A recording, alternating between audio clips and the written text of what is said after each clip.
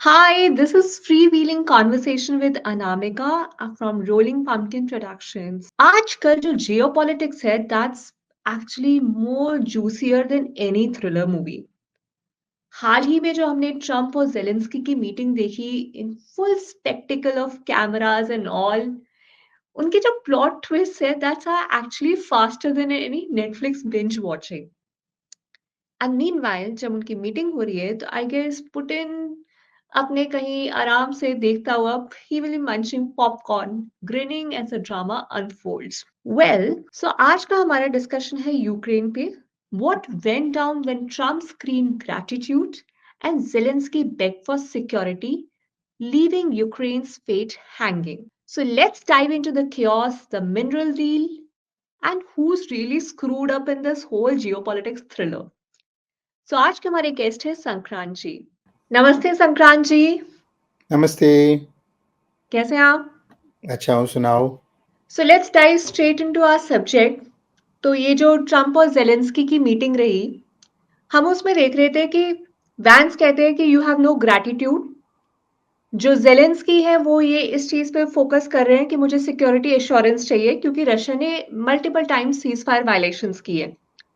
और ट्रम्प जो है, जो हम देखते हैं, वो पूरी चीज को एक इकोनॉमिक नेगोशिएशन की तरह फ्रेम कर रहे हैं रादर देन एक यूक्रेन की डिफेंस की तरह से। So how do you piece it together?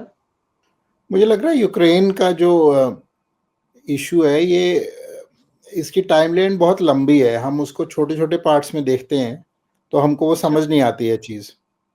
तो वैसे तो हम पूरी हिस्ट्री में भी जा सकते हैं। हिस्ट्री में अगर हम जाएंगे तो 9th थ्रू 13th सेंचुरी एक ईस्ट स्लाविक स्टेट होता था जिसमें कीव, जो अभी यूक्रेन का कैपिटल है, वो कैपिटल होता था। ठीक है। वो जो स्लाविक स्टेट था वो अलग अलग एम्पायर्स में अब्जॉर्ब होता गया, है ना। पहले ये पोलिश लिथुआनियन कॉमनवेल्थ का पार्ट हुआ। उसके बाद ये जो रशियन जो जार्स होते थे उनके कंट्रोल में आया और रशियन एम्पायर का पार्ट बन गया ये 17th और 18th सेंचुरी में। ठीक है। तो पहली बात तो हमारे को यही थोड़ी सी हिस्ट्री में इसलिए बता रहा हूँ क्योंकि अभी हमारे को एकदम एक नैरेटिव है कि अच्छा यूक्रेन सॉवरेन कंट्री है, रशिया सॉवरेन कंट्री है, रशिया ने उसको काबू कर लिया है, ये कोई नई डेवलपमेंट है। पर इसकी हिस्ट्री बहुत साल पुरानी है। इसकी हिस्ट्री 300-400 साल पुरानी तो आराम से है और उससे भी पहले की हिस्ट्री है ये। तो पहले ये रशिया का पार्ट रहा है even before the Soviet union. ठीक है। उसके बाद ये 19th सेंचुरी में स्प्लिट हुआ। इसका एक भाग जो ऑस्ट्रो हंगेरियन एम्पायर था वो कंट्रोल कर रहा था, दूसरा रशियन कंट्रोल कर रहा था। उसके बाद रशिया में रेवोल्यूशन हुई 1917-1921 में। उसके बाद उन्होंने यूक्रेनियन पीपल्स रिपब्लिक डिक्लेयर किया। ठीक है। लेकिन सून आफ्टर द रेवोल्यूशन जब यूएसएसआर बना तो फिर यूक्रेन वापस यूएसएसआर का पार्ट बन गया, join the Soviet Union as the Ukrainian Soviet Socialist Republic. ठीक है। तो वो सोवियत सोशलिस्ट रिपब्लिक का ही एक भाग हो गया। उसके बाद 91 में जब सोवियत यूनियन फिर से टूट गया, बिखर गया, तब it again became independent in 1991। ठीक है। तो ये मैं इसलिए बोल रहा हूं कि ये रशिया और यूक्रेन की बहुत पुरानी हिस्ट्री है। लॉट ऑफ टाइम्स जो अभी की कमेंट्री चल रही है ना, उसमें सिर्फ ये दिखाया जा रहा है, यूरोप की कमेंट्री जो है सारी, कि देखो एक सॉवरेन स्टेट है, रशिया ने उसको इन्वेड कर दिया, कितनी ज्यादती हो रही है। But still most of the people in Ukraine, a lot of the people in Ukraine, a lot of the academia, all of this still operates in Russian. People speak Russian, and और specially Soviet union का part थे वो सब, जो पिछली generation थी वो तो रशियन बोलती हुई रशियन स्कूल्स में, रशियन कॉलेजेस में ही पढ़ी है। ठीक है। उसमें भी यूक्रेन का, जैसे मैंने कहा, पहले ऑस्ट्रो हंगेरियन एम्पायर का पार्ट था, एक पार्ट रशिया के अंडर था। ये अपना 17th 18th सेंचुरी की भी बात कर रहा हूँ, उसके बाद की भी बात कर रहा हूँ। तो तभी भी एक रशियन स्पीकिंग पार्ट था, एक यूक्रेनियन स्पीकिंग, आई मीन, और अपनी कोई लोकल लैंग्वेज भी डेवलप हुई थी। तो ये बहुत इनकी लंबी हिस्ट्री चलती आ रही है, ठीक है। तो ये एक कॉन्टेक्स्ट हो गया। दूसरा कॉन्टेक्स्ट ये है कि जो यूरोपियन यूनियन बना, ठीक है, और उसके बाद यूरोपियन पावर्स हैं, और एक वेस्ट और यूरोप का अलाइनमेंट, आई मीन अमेरिका और यूरोप का अलाइनमेंट बना पोस्ट वर्ल्ड वॉर टू। तो पोस्ट वर्ल्ड वॉर टू में एक कोल्ड वॉर किस्म की थी, जिसमें पहली बात तो एक स्ट्रक्चर सेटअप किया गया mostly around these world war two powers, axis powers, जिसमें जब भी आप सिक्योरिटी काउंसिल को भी देखोगे, उसके अंदर भी जो जो देश हैं आज, बेसिकली एक्सिस पावर्स, तो Germany, axis power Germany, Italy, Japan ये थी, और फिर अलाइड फोर्सेस थे जो उसके अगेंस्ट लड़ रहे थे। अलाइड फोर्सेस के अंदर आपका यूके, बाद में यूएस ने भी ज्वाइन किया, ब्रिटेन की लड़ाई थी, फ्रांस, ये सब एक तरफ थे, और वो एक्सिस पावर्स थे, उसमें जर्मनी, इटली, जापान, ये सब दूसरी तरफ हो गए थे, ठीक है। तो उसमें जो सिक्योरिटी काउंसिल है, आप देखोगे कि यूके और फ्रांस सिक्योरिटी काउंसिल में है, लेकिन जर्मनी सिक्योरिटी काउंसिल में नहीं है। Germany was one of the losers of that war, ठीक है। Russia was in a way fought with the Nazis also, so Russia is part of the security council, right. China security council में इसलिए गया क्योंकि India ने बोला कि China को डालो, इंडिया को पूछ रहे थे, नेहरू जी ने बोला कि नहीं नहीं नहीं, हमारे क्या जरूरत है, चाइना को डालो, तो वो चाइना गया, और यूएसए। तो ये सिक्योरिटी काउंसिल बनी, पर ये पोस्ट वर्ल्ड, लार्जली अगर आप चाइना को छोड़ दो तो ये सारी वर्ल्ड वॉर टू फॉर्मुलेशन है। उसके बाद वर्ल्ड वॉर टू के बाद कोल्ड वॉर शुरू हो गई, जहां पे ये जो यूएसएसआर था, और ये कम्युनिस्ट ब्लॉक का पार्ट हो गया। उसमें ईस्टर्न यूरोप के कंट्रीज थे, जैसे पोलैंड, आयरन कर्टन बोलते थे, पोलैंड था, ईस्ट जर्मनी था, ये सब देश सोवियत यूनियन के इन्फ्लुएंस में थे, ठीक है। दूसरी साइड नेटो अलायंस हुआ, जो कि एक तरह से उस कम्युनिज्म को अपोज करने वाला अलायंस था, जो कि यूरोपियन पावर्स थी, वेस्टर्न यूरोपियन पावर्स थी, और यूएसए था, ठीक है। तो ये अब ग्रुपिंग्स बन गई आपकी, और बहुत सारी जो पॉलिटिक्स ऑल द वे, हाँ, वर्ल्ड वॉर के बाद, है ना, this is post world war when the cold war starts. तो बहुत सारी जो चीजें हैं, ये नेटो का फॉर्मेशन, और ये अब वो कोल्ड वॉर डायनामिक्स में इसकी फॉर्मेशन हुई, ठीक है। उसके बाद 1991 हो गया, 1991 में सोवियत यूनियन टूट गया, ये सब अलग अलग रिपब्लिक्स हो गए। अब उसमें ये सवाल आया कि ये रिपब्लिक्स, अभी तो नेटो एक साइड पे खड़ा था, और ये सोवियत यूनियन एक साइड, जिसमें ये सब रिपब्लिक्स भी थे, वो खड़े थे एक दूसरी साइड पे, ठीक है। तो रशिया की क्या वो थी, रशिया कह रहा भाई नेटो तो यूएसएसआर के अगेंस्ट ही अलायंस था, सोवियत यूनियन के अगेंस्ट अलायंस था। तो रशिया डिड नॉट वांट कि जो पुराने सोवियत रिपब्लिक्स हैं वो नेटो का पार्ट बन जाएं, क्योंकि अगर वो नेटो का पार्ट बन जाए, इसका मतलब रशिया किस, what is NATO be against? Only Russia, right? So Russia is on the other side, right? And if more and more of these states become part of NATO, then Russia के लिए बड़ा threat perception बढ़ता जाएगा, है ना। पहले तो उसी के पार्ट थे, अब उसको भी आप अपने कैंप में ले रहे हो, और अपने कैंप में ले रहे हो का मतलब आप रशिया को एनिमी मान रहे हो, और आप रशिया को इन अ वे चैलेंज कर रहे हो, ठीक है। तो इसमें काफी ये this was a power dynamic that was happening in Europe. तो यूरोप में फिर जो जब वापस यूक्रेन पे आ जाते हैं, यूक्रेन में आप समझ लो जो ये 2013 के करीब एक वो था विक्टर यानुकोविच, ठीक है। ये विक्टर, तो अलग अलग जो पॉलिटिशियंस थे, पार्टीज थी, उसमें कोई प्रो रशिया था और कोई प्रो यूरोपियन यूनियन था। तो विक्टर यानुकोविच ये प्रेसिडेंट था, और उसने ईयू के साथ जो डील होनी थी उसको सस्पेंड कर दी, बिकॉज वो रशिया को एंटेगनाइज नहीं करना चाह रहा था, तो वो रशिया लीनिंग था।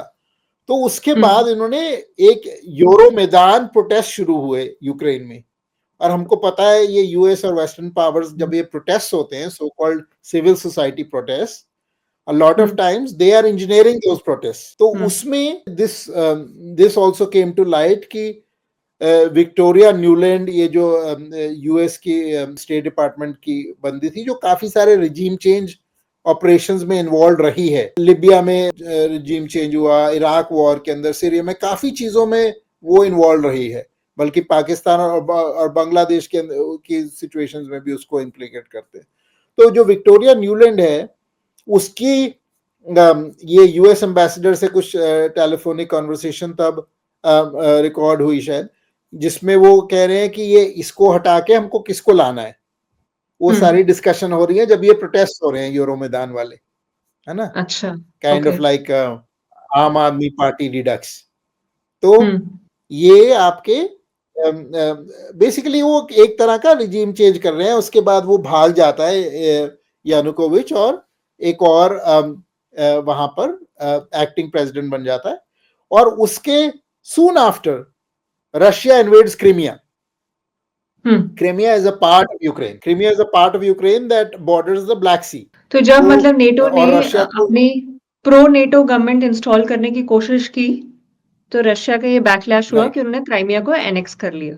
ओके, हाँ, क्राइमिया को एनेक्स किया अगेन, यू नो, कि उसके कारण किया या उसने वैसे भी करना था, who knows that, but the sequence of events is this. Sequence of events is कि वो प्रो रशियन प्रेसिडेंट था, वो डिपोज हुआ, वो भाग गया, ठीक है, और उसके बाद ये जो रशियन फोर्सेस हैं उसके विद इन सर्टेन टाइम जल्दी है रशिया ने क्रीमिया को सीज कर लिया, ठीक है, और उसके बाद उसको फॉर्मली एनेक्स करके रशिया का पार्ट डिक्लेयर कर दिया उन्होंने। उसकी थोड़ी देर बाद जो यूक्रेन के ईस्टर्न कुछ प्रोविंसेस हैं, डोनेट्स्क, लुहांस्क, ये डॉनबास एरिया है, वो रशियन स्पीकिंग लोगों का है यूक्रेन का, तो वो उसको भी फिर जो प्रो रशियन सेपरेटिस्ट थे उन्होंने उसको उनके ऊपर काबू कर लिया, ठीक है। ये सब चल रहा है, काफी कुछ चल रहा है। तो उसके बाद ये 2014 में एक और आता है जो इलेक्शन जीत जाता है यूक्रेन का, और फिर 2019 में जो ये ज़ेलेंस्की है वो यूक्रेन का प्रेसिडेंट बन जाता है ना। वो रन ऑफ इलेक्शन के अंदर वहां पे पहले इलेक्शन में शायद उसकी 30 कुछ % वोट आती है, बाद में उसकी रन ऑफ में 73% वोट आती है, फिर वो उसका पार्ट बन जाता है, ठीक है। इस सब में भी ये हमेशा बेसिकली यूक्रेन एक मिडल स्टेट है, उसको दोनों तरफ से पुल है, उसके लोगों में भी दोनों तरफ से पुल है, एक पार्ट रशिया से अलाइंड है, एक पार्ट यूरोप में ज्यादा अलाइन होना चाह रहा है। बेस्ट आउटकम यूक्रेन के लिए यही रहता कि वो न्यूट्रल रहे, लेकिन जब आपने उसको यूरोप की तरफ जो अलाइंड थे वो यूरोप की तरफ पुश किया, और यूरोप वाले नेटो में उसको ऐड करने की कोशिश करने लगे, या वो प्रस्ताव होने लगा, तो रशिया की थ्रेट परसेप्शन बढ़ गई उसमें। और इसके ज़ेलेंस्की के 2019 में आने के बाद थोड़ी देर बाद इन्होंने इन्वेजन भी कर लिया। 2022 में रशिया ने फुल स्केल इन्वेजन कर दिया, mostly on controlling the eastern parts of Ukraine, but also bombing other areas in Ukraine, all of that. तो फुल आउट उनकी वॉर हो गई, ठीक है। अब ये हमारे को कॉन्टेक्स्ट समझना जरूरी है कि उस कॉन्टेक्स्ट में प्रेसिडेंट ट्रम्प के एक्शन क्या कहते हैं, ठीक है। योर क्वेश्चन वाज कि ये जो सिक्योरिटी गारंटी है, यस, इसका क्या मामला है, right. All the while Zelensky kept on focusing on this. So security guarantee, NATO, US, ये बहुत लिंक्ड चीजें हैं। सबसे बड़ी जो रशिया को एग्रेवेटिंग चीज थी वो यही थी कि वो नेटो की सिक्योरिटी अम्ब्रेला में जा रहा है यूक्रेन, उसके that was one of the precipitating factors for the attack of Russia, ठीक है। अभी वो नेटो का पार्ट नहीं है यूक्रेन। नेटो का पार्ट होने का मतलब कि नेटो के चार्टर के हिसाब से war on one state is war on all of NATO, यानी कि NATO if Ukraine was part of NATO then Russia would be at war with all of NATO, यानी कि there will be nuclear weapon powers on this side and nuclear weapon powers on that side, and they would be at war. And this is exactly what the security guarantee also means. Security guarantee का क्या मतलब? Security guarantee का यही मतलब है ना कि अगर रशिया रशिया यूक्रेन को अटैक करता है तो अमेरिका सिक्योरिटी गारंटी करेगा, यूक्रेन की सिक्योरिटी गारंटी कैसे करेगा? स्पीच देके तो करेगा नहीं। इसका मतलब कि right. US has to enter the war, hmm. US has to enter the war as a hmm. security, if it guarantees the security of Ukraine, it is bound to go into war hmm. with Russia, तो अभी इन दोनों right? Situations में क्या फर्क है कि जब Trump बोलता है कि हम आपसे डील कर लेंगे तो उसमें इनहेरेंट सिक्योरिटी बन जाती है यदि हम आपसे मिनरल एक्सट्रैक्शन वगैरह करते हैं रेयर अर्थ की एंड जो जेलेंस्की मांग रहा है कि मुझे सिक्योरिटी एश्योरेंस चाहिए कि क्योंकि पुतिन का एक ट्रैक रिकॉर्ड रहा है कि सीजफायर वायलेशंस हुई है। तो इन दोनों चीजों में क्या डिफरेंस है फंडामेंटली? See, difference ये है, जैसे मैंने कहा ना, सिक्योरिटी गारंटी का क्या मतलब है? हम्म। How can anybody guarantee anybody else's security? पहले we should be clear about it. What does it mean to have a security guarantee? हम्म। ठीक है, let us say कल नेपाल कहता है कि वो इंडिया शुड गारंटी सिक्योरिटी, ठीक है? अगर हम्म। उसको इसका मतलब कि अगर चाइना अटैक करता है या पाकिस्तान अटैक करता है तो India is obligated to send its troops, go to war with China और Pakistan, hold them off, make sure that they don't invade Nepal. ये अगर यही है ना सिक्योरिटी गारंटी, क्योंकि राइट। अगर वो नहीं कर रहे तब तो आप सिक्योरिटी गारंटी कर ही नहीं रहे हो।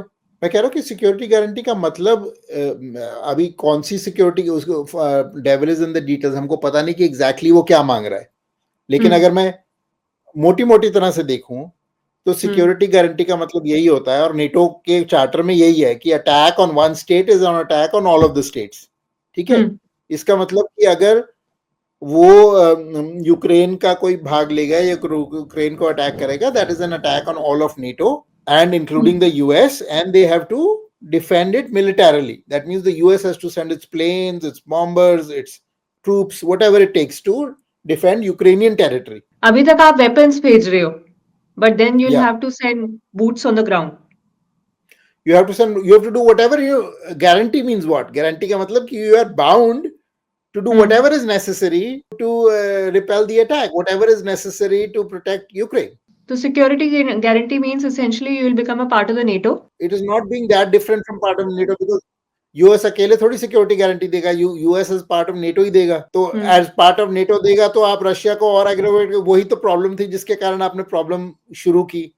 और अगर वो आप देते हो तो right away Russia is eight war with NATO and with the US, you have nuclear powers on both sides. That is why in the press conference, if you remember, Trump ने बार बार उसे कहा जो तुम बोल रहे हो तुम वर्ल्ड वॉर 3 कर रहे हो। याद है in the press conference he was saying yes yes yes कि you are inviting World War 3, you want World War 3। अब ये तुम डिसाइड करो तुमको वर्ल्ड वॉर 3 चाहिए या तुम्हें पीस चाहिए। That is where the whole security. तो what Trump was saying was कि अगर हमारे इकोनॉमिक इंटरेस्ट होंगे यूक्रेन में तो we are already getting tied together as business partners, and Russia will also know we are tied together as business partners, so that will create a restraining effect on Russia without us jumping into being in a nuclear war situation. I mean, one can debate it. I'm not saying that Trump is right or Trump is wrong. I'm just explaining context in which that remark is being. नहीं हो सकता है कि proper thing यही है कि NATO का part बनाओ यूक्रेन को, लेकिन आपको सबसे पहले तब डिसाइड करना पड़ेगा कि नेटो किसके अगेंस्ट खड़ा है। अगर नेटो रशिया के अगेंस्ट खड़ा है तो obviously Russia will take preemptive steps, and then remember the history I told you earlier, Ukraine is not some random state, Ukraine has been parts of Russia so many times in history, all of it और some part of it, है ना, there Russian speaking people in Ukraine. तो काफी deep linkages हैं ये। हाँ, ये जो मैं ये समझने की कोशिश कर रही हूँ कि ये जो भी बफर स्टेट्स होती हैं उनका because of the location they are situated at, उनका ये राइट इनहेरेंट कॉन्फ्लिक्ट आएगा कि दोनों साइड्स उसको अपने तरफ करने की कोशिश करेंगी। It is very difficult for them to maintain neutrality I guess.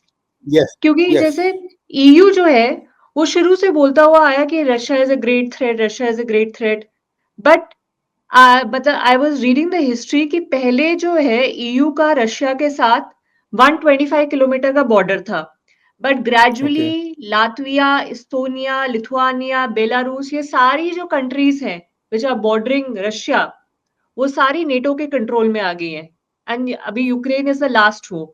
सो एक तरफ ये बोलते हैं कि Russia is the biggest threat, and दूसरी तरफ ये रशिया को ही इंसर्कल कर रहे हैं. हाँ, वो वही तो है. सी, Russia sees NATO as the biggest threat, Yeah. right? And हाँ. Russia in a way has been more justified because आप NATO तो expand कर रहा है ना उसके border तक.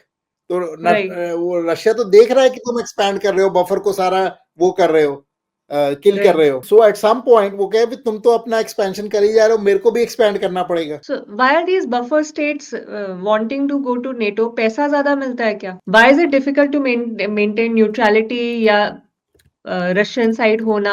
ऑलमोस्ट सारे नेटो के पास चले गए, तो ऐसा क्यों है? जैसे हमारे यहाँ पे भी जो बफर स्टेट, टिबेट था. हाँ, टिबेट हमारे was यहाँ the भी जो buffer Tibet between India and buffer China. State था, वो भी चाइना के इन्फ्लुएंस में हाँ. वो चला गया, वो तो चाइना ही बन गया. अब चाइना ने उसको पकड़ लिया. अब चाइना अब नेपाल में भी एक्सटेंड कर रहा है अपना इन्फ्लुएंस.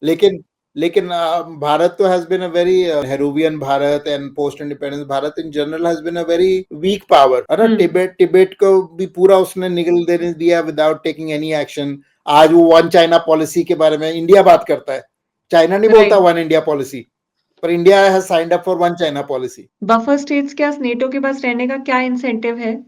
पैसा ज्यादा मिलता है? नहीं, पैसे की बात नहीं है. एक तो लॉट ऑफ दीज स्टेट्स, जो मैं रिसेंट बात कर रहा हूँ ना, पोस्ट सोवियत यूनियन डिसोल्यूशन, उसमें उनको because they were part of Soviet union, obviously उनको छोटे छोटे स्टेट्स है, रशिया बहुत बड़ा है और उनका लगता है रशिया हमें खा जाएगा. That is one reason to go towards NATO also. So there is also trauma response. आप सोचो, there are many levels of trauma response here, by the way. ठीक है.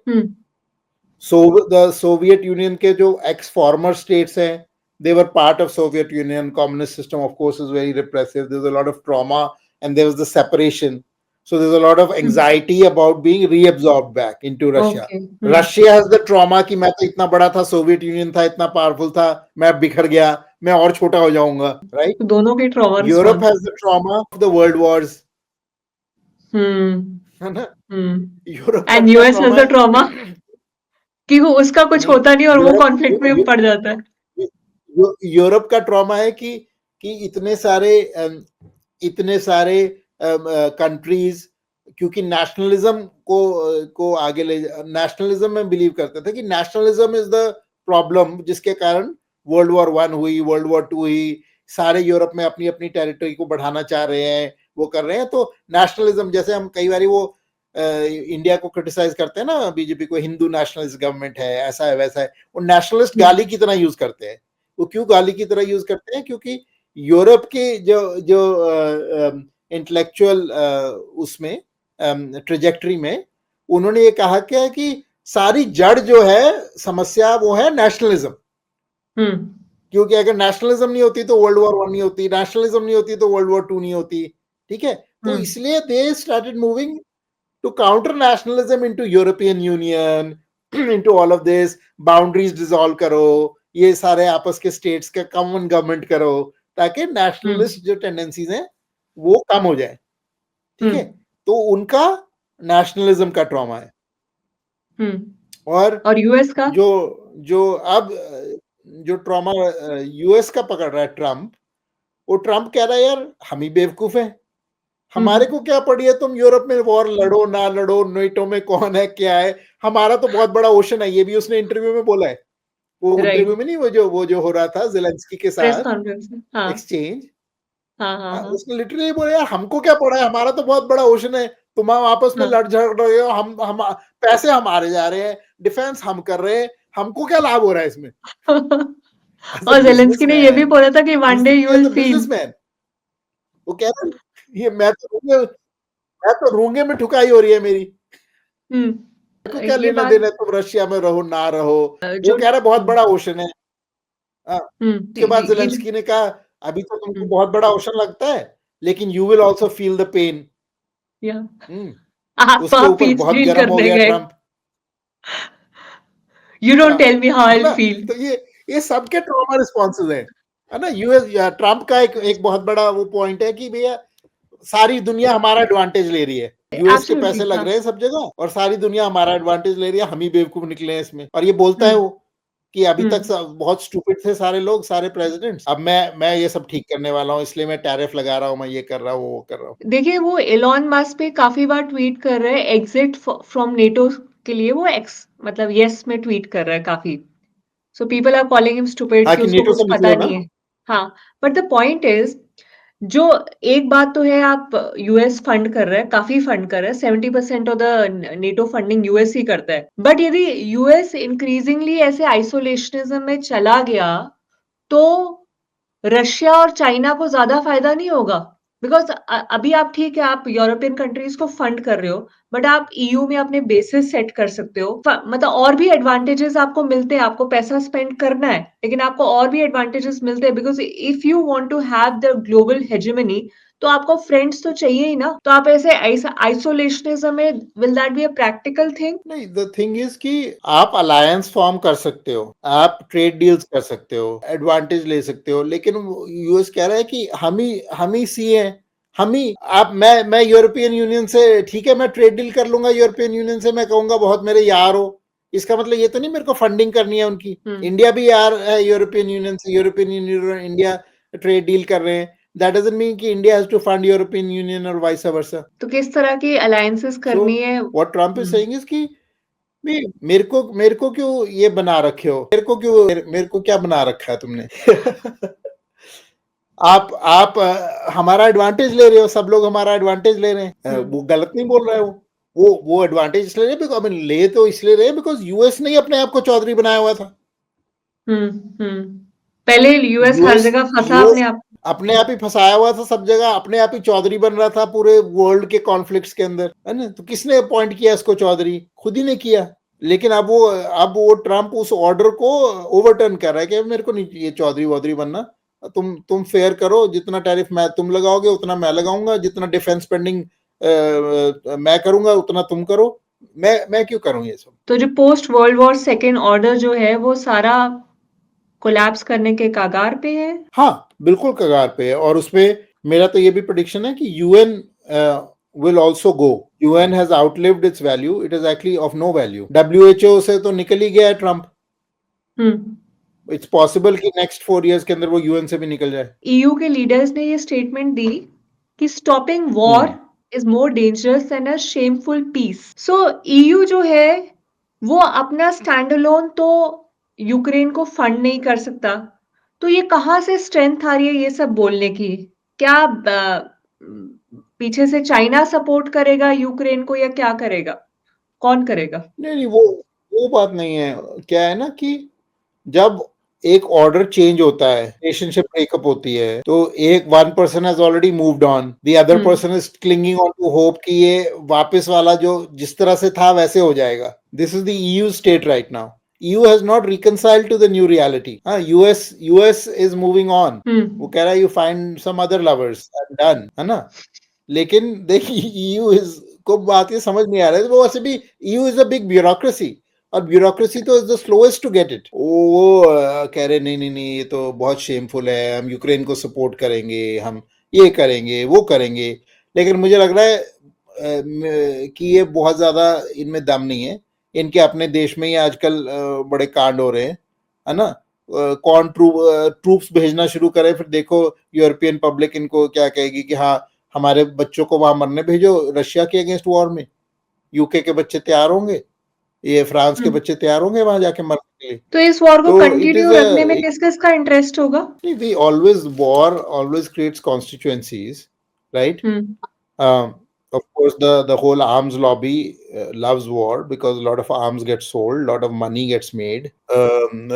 Defense companies, all these US defense companies, they love war, and वो बहुत अलग अलग है। I mean, ये भी कहते हैं ज़ेलेंस्की ने बहुत पैसा बनाया इस वॉर से, उसको भी कोई इंटरेस्ट नहीं है खत्म करने में, उसके तो अपने मेंशंस और वो सब ले रहा है वो यूरोप में, है ना? इतनी सारी फंडिंग गई है, बहुत अनअकाउंटेड है, billions and billions of dollars का ब्लैंक चेक यूएस लिख रहा है। ये तो है नहीं कि वो सारा पैसा बहुत अकाउंटेबली जा रहा होगा, किसी न किसी को सारे सारे रास्ते में ही किकबैक्स मिल रहे हैं। सो अब वो यूएस उसका फंडिंग भी बंद कर, तो सब अब ये तिल मिला रहे हैं, झटपटा रहे हैं, एक्चुअली झटपटा रहे हैं, क्योंकि यूएस फंडिंग भी बंद कर रहा है उधर से, एड वाली, right? And none of them are actually going to get into war with Russia, जो यूएस को छोड़ के जो यूरोपियन कंट्रीज हैं। The thing is the old order is collapsing and they're trying to hang on to it, but they don't have a new order yet. अभी तो सिर्फ hope ही है, they are trying to be brave. Breakup हो रहा है लेकिन वो they are trying to be brave, नहीं नहीं मुझे नहीं फर्क पड़ता, तुम चले जाओ, मैं अपने आप संभाल लूंगा। आपने जैसे बोला कि काफ़ी लोगों को फ़ायदा होता है वॉर कंटिन्यू रखने में, आर्म्स लॉबी को फ़ायदा होता है। तो क्या यूएस ये कर सकता है कि पीस में भी लोगों को फ़ायदा हो? यदि आपने कोई डील स्ट्राइक की है, इकोनॉमिक डील स्ट्राइक की है और जो भी सो कॉल्ड डीप स्टेट है, यदि उनको पीस में भी इंसेंटिव दिख सकता है, आप तभी एक्चुअली डीप स्टेट की नेफेरियस एक्टिविटीज़ को तोड़ सकते हैं, जब उसे पीस में भी इंसेंटिव दिखे।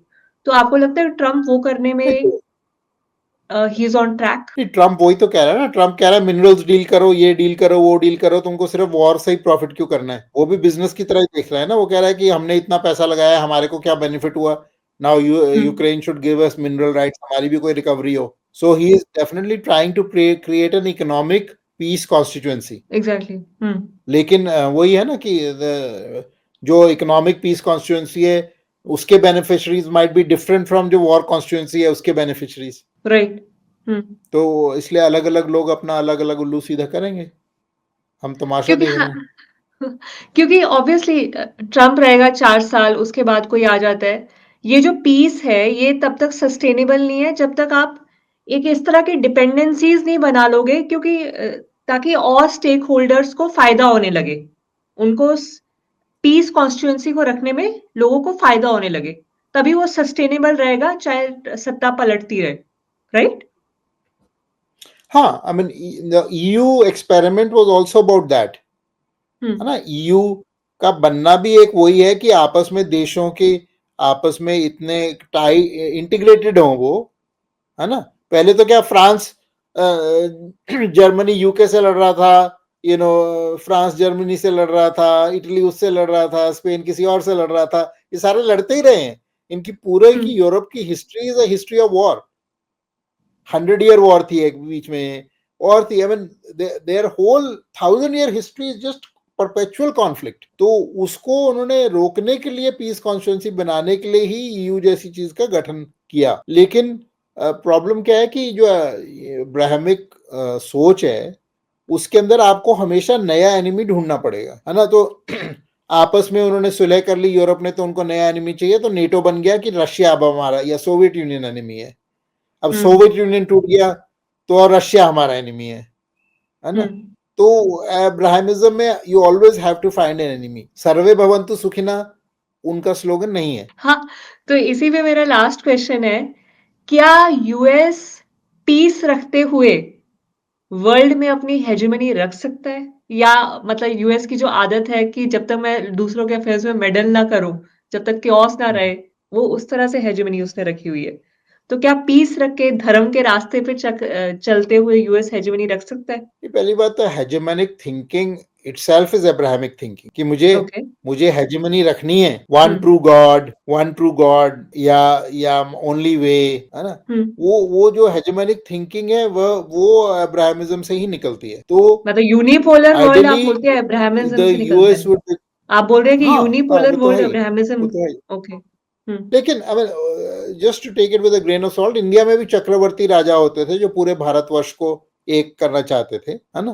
तो लेकिन वो संदर्भ उसका अलग था, क्योंकि एक संस्कृति थी जो जो पूरे भारतवर्ष को जोड़ती थी, और राजा का प्रभाव भी कम था। जो आज का स्टेट है वो बहुत बड़ा एक्सपेंडेड स्टेट है, हर चीज में घुसा हुआ है वो। शादी का भी सर्टिफिकेट चाहिए आपको स्टेट से, है ना। हर चीज में वो घुसा हुआ है, एजुकेशन का सर्टिफिकेट भी स्टेट देगा। हुँ, तो वो उस टाइप का स्टेट भारत में नहीं होता था कभी भी। तो जो जो बहुत ये बिग स्टेट है, जो कि एक सीरीज ऑफ यूरोपियन मॉडल्स से निकला है ना, स्पेशली कम्युनिस्ट स्टेट तो हर एक चीज में घुसा हुआ था। तो वो स्टेट जो मॉडल है वो उस मॉडल में becoming hegemonic is going to create, always create conflict. You were asking कि यूएस हेजेमनी अपनी मेंटेन कर सकता है इन अ पीस सिनेरियो, हुँ। है ना। तो तो यूएस बहुत इंपॉर्टेंट स्टेट रहेगा। आज भी यूएस की कल्चरल हेजेमनी है टू लार्ज एक्सटेंट, अगर आप देखे जा, राइट। है ना। चाइना का मॉडल कल्चरल मॉडल नहीं है कि सब देश अडॉप्ट कर रहे हैं, लोग ब्लू जीन्स पहन रहे हैं, है ना। हुँ, जो लोग लोग मार्वल की पिक्चरें देख रहे हैं, उस मार्वल को चाइना ने पेनिट्रेट कर लिया वो अलग बात है, लेकिन मैं कह रहा हूँ कि अभी भी जो कल्चरल हेजेमनी भी यूएस है बहुत हद तक, टेक्निकल हेजेमनी भी यूएस की है बहुत हद तक, है ना, जिसको चाइना चैलेंज कर रहा है. तो yeah, definitely there are a lot of ways in which US can be remain a dominant power at least for some time. I don't think ये बहुत देर लास्ट करेगा. I think 100 साल के संदर्भ में देखोगे तो नहीं करेगा, नहीं रहेगा. लेकिन 10-15 साल तो हुई चल ही सकता है, उसमें कोई शक नहीं है. ठीक है. तो इसी के साथ Sankrant ji, thank you so much. Thank you. Thank you. नमस्कार. नमस्ते. वेल, इंक्रीजिंगली जैसे यूएस आइसोलेशनिज्म में जा रहा है और अमेरिका फर्स्ट को प्रायोरिटाइज कर रहा है, सो वर्ल्ड एक ऐसे कस्प पे खड़ा है कि सारे जो post world war institutions and organisations बनी थी according to the reality of those times, that will be challenged. And it is very, very interesting times to follow geopolitics. So kindly stay tuned. Thank you so much. Follow and subscribe us. Bye.